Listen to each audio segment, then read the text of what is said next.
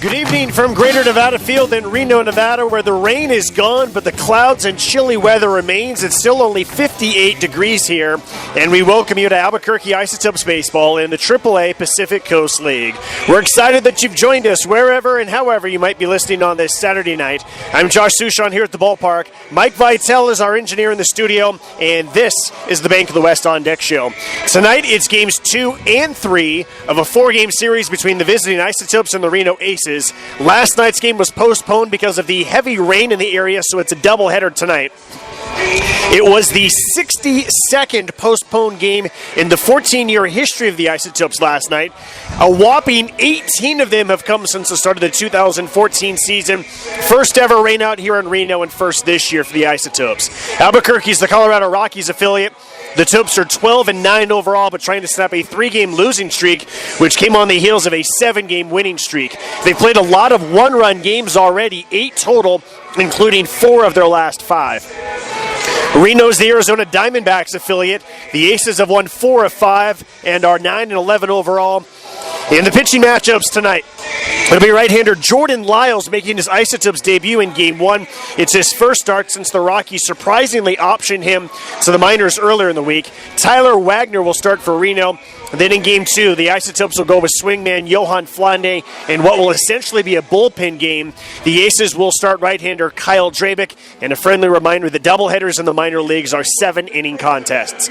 Last night here at Greater Nevada Field, the actor who played Ray Kinsella's father in the movie Field of Dreams was in attendance. His name is Dwier Brown. We didn't get a chance to use the interview yesterday because of the rain out. And so coming up next on the Bank of the West On Deck show, you'll hear that interview with Dwier as we talk about his book, Playing Catch with Your Dad and the Enduring Legacy of Field of Dreams 27 years later. This is Isotopes Baseball on 610, the sports animal. Tonight here from Reno, Game 2 of this 4-game series for the Albuquerque Isotopes against the Reno Aces. We continue with the Bank of the West On Deck show, and we're very excited about our guest. His name is Dwier Brown. He was the actor who played Ray Kinsella's father. John Kinsella was the character that he played in the legendary movie Field of Dreams. He's here in Reno promoting his new book, If You Build It. Dwier, again, great to meet you. What made you decide to write this book?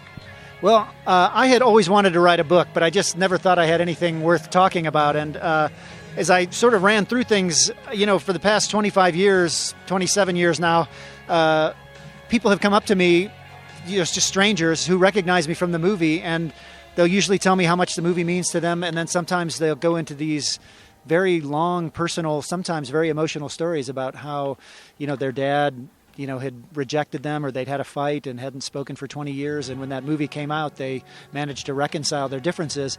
And I'd heard so many of those stories, and I thought, the 25th anniversary was coming up, and I thought, well, that's a story that only I can tell. There's nobody else, who's associated with the movie, I think, for whom that happened. So I just started writing down those stories, and then it made me think of my dad, who died about a month before we went to go shoot that movie. So I wove in some of those stories, and also just how ridiculously difficult the shoot Field of Dreams was when we were shooting it. As beautiful as the movie came out, for the main part, there was a drought going on in '88 and the corn wouldn't grow. So you can imagine how silly we would have looked coming out of knee-high corn. And so I just sort of wove all those stories together and ended up with a book that's, it's done very, it's got a lot of great ratings and has been a bestseller on Amazon. And so it's been great. One of the things you're going to be doing today is playing catch with people. How often over the years have people come up to you and asked if they could somehow play catch with you? Well, it happens quite a bit. It's not always easy to pull off because you rarely have a ball and a mitt with you. But when I do, to me, it's just kind of a fun thing to do. Like I said, my father kind of died, and I never got to experience watching the movie with him. So I feel like it's just another one of the magical things that Field of Dreams has brought into my life, that I can have a catch or talk about the movie with other people's fathers and kind of get a sense of my own dad, still being around. And so it's been kind of a joy. But I've played catch with a lot of people, and no regrets. Tell us about auditioning for the role. Well, to be honest about it, this movie, the breakdown for the film came down just like any other movie. I had already read the book Shoeless Joe. A friend of mine from high school had given it to me, and I loved it. So I was very excited. But as an actor, you're kind of excited about anything that comes down the pike. And So I just went in and, I tried to give it my all. It's pretty hard to create a cornfield in a little casting office, but, I did my best, and I didn't hear for a long time, probably 6 weeks, whether I got it. So I was pretty sure I hadn't. But when they told me, of course, I was ecstatic to go to Iowa and be in this great movie.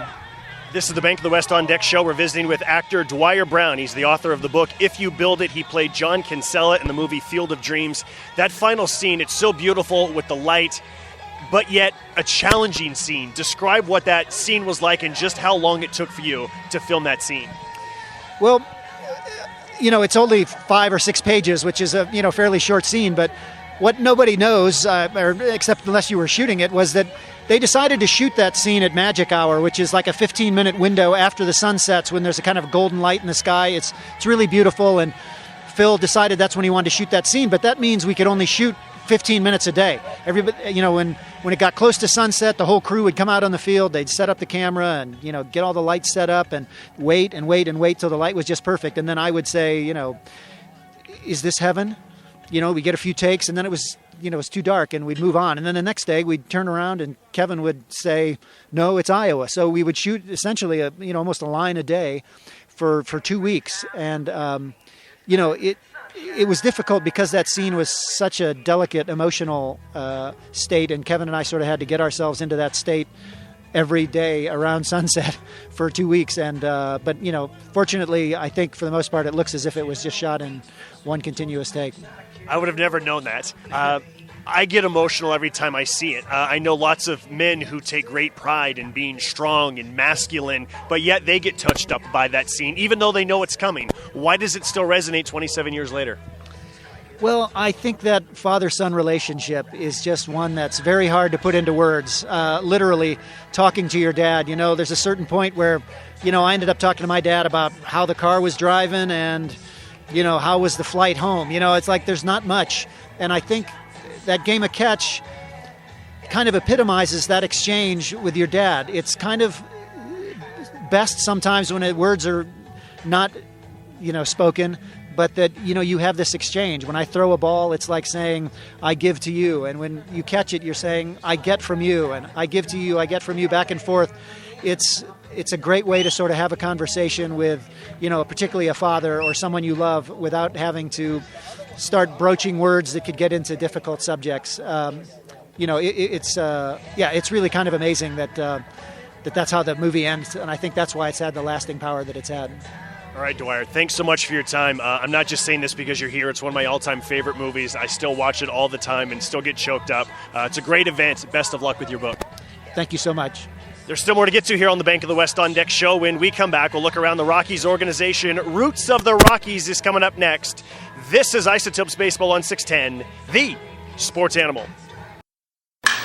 The sports animal. And the Bank of the West On Deck show continues here from Greater Nevada Field in Reno, Nevada. For a personal approach to banking, go west, Bank of the West. It's time now for Roots of the Rockies as we check on the comings and goings throughout the Rockies organization. Rockies blasted 4 home runs last night in a 9-0 victory over the Diamondbacks. Former Isotope Trevor Story ripped his 10th of the season. That ties a Major League rookie record for April.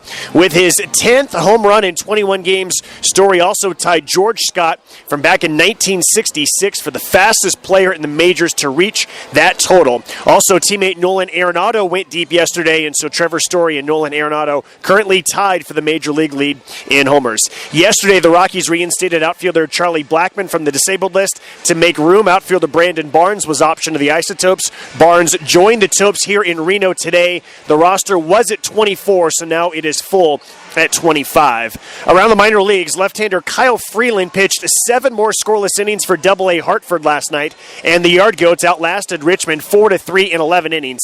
Despite playing every game on the road while their new ballpark is finished, the so-called Road Goats Yeah, Road Goats is their nickname now.